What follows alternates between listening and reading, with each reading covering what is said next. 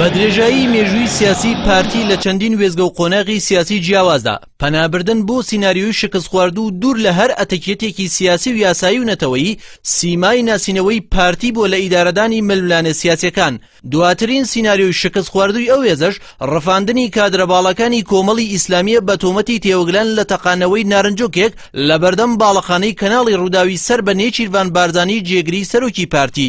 شەوی 25/6/2016 لە ڕێگەی تەقانەوەی نارنجۆکێکەوە هێرشکرایە سەر باڵەخانەی کەناڵی ڕووداوی پارتی لە شاری هەولێر. دوای تێپەڕبوونی 48 کاژێر بەسەر ئەو ڕووداوەدا ئەنجومەنی یاسایی شێرێم کە لەلایەن مەسرور بارزانی کوڕی گەورەی مەسعود بارزانیەوە بەڕێوە دەبرێت لە ڕاگەیاندراوێکدا دەستگیرکردنی ئەنجامدەرانی تەقینەوەکەی بەردەم کەناڵی ڕووداوی ڕاگەیاند و دەڵێت ئەو کەسەی هێرشەکەی ئەنجامداوە کوردە و ناوی ڕێبوار وریا ساڵحە. کەسێکی دیکەش بە گومانی تێوەگلان لە ڕووداوەکە دەستگیر کراوە. گەرچی لە دەستپێکی هێرشەکەی سەر ڕوودا و تەواوی لانە سیاسەکان و ڕۆژنامەنووسان و میدیاکاران لە باشووری کوردستان پشتیوانی ئەو کەناڵیان کرد و ئیدانەی هێرشەکەشیان کرد، بەڵام دوای تەنها 2 ڕۆژ لەو ڕووداوە باڵە توندڕەوەکەی پارتی ڕێگەی نەدا کەناڵەکەی سەر بە نێچیروان بارزانی وەبەرێنان لە سۆز و پشتیوانی خەڵکیدا بکات لە ڕێگەی پیشاندانی سیناریۆیەکی دووبارە هەرزوو ئەو کەناڵە تێکەڵ بە تەصفیە حساباتی سیاسی کرد و خستیە چوارچێوەی ململانە سیاسیەکانی پارتی لەگەڵ لایەنەکانی دیکەدا.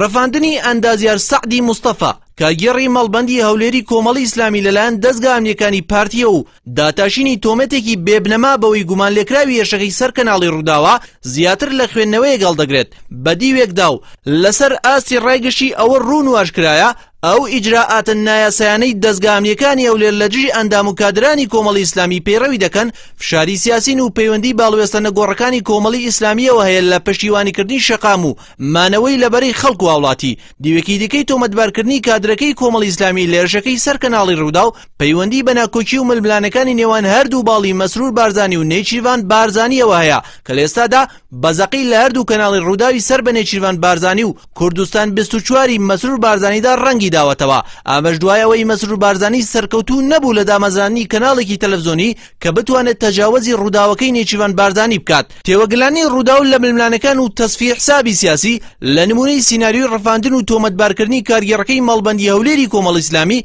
2 ئامانج بۆ باڵەکەی مەسرور بارزانی بەدیدێنێت کە بریتین لە یەکەم لە دەستدانی هاوسەنگی لەلای ڕوودا و تێوەگلانی لە ململانە سیاسیەکانی پارتی لەگەڵ لایەنەکانی دیکە. ئەمە ژاردانی مەرگی ئەو کەناڵەیە چونکەوەی ڕووداوی لە میدیاکانی دیکەی پارتی جیا کردوێتەوە پۆشینی ماسکی بێلایانی بووە لە ڕووماڵکردندا. بەڵام دوای چوونە ژێرباری سیناریۆکانی باڵامنیەکەی پارتی کە مەسرور بارزانی سەرپەرشی دەکات ماسکەکەی فرێدا و چیتر لە زاگرۆزێکی ڕەنگ پرتەقاڵی زیاتر نییە. دووەم پەلکێشکردنی کەناڵی ڕووداو بۆ نێو ئەجەندا سیاسەکانی باڵەتونڕەوەکەی پارتی بازنەی ڕەواژدان بە ڕەفتارە نایاسایەکانی پارتی فراوانتر دەکات و هێمایە بۆ پاشەکشە و شکستی بەرنامە سیاسیەکانی نێچیروان بارزانی کە لە ڕووکەشدا شێوازێکی نەرمتر لە ڕەفتاری سیاسی پێڕۆ دەکات. یەکەم جار نییە دەستگای ڕووداو وەک ئامڕازێکی شەرعاندنی ڕەفتارە سیاسی و ئەمنیەکانی باڵەتونڕەوەکەی نێوپارتی بەکاردێنرێت. پێشتریش لە دۆسیەی تیرۆرکردنی ڕۆژنامەنووس سەردەج عوسماندا یەکەم دەستگای ڕاگەیاندن ڕۆژنامەی ڕوودا بوو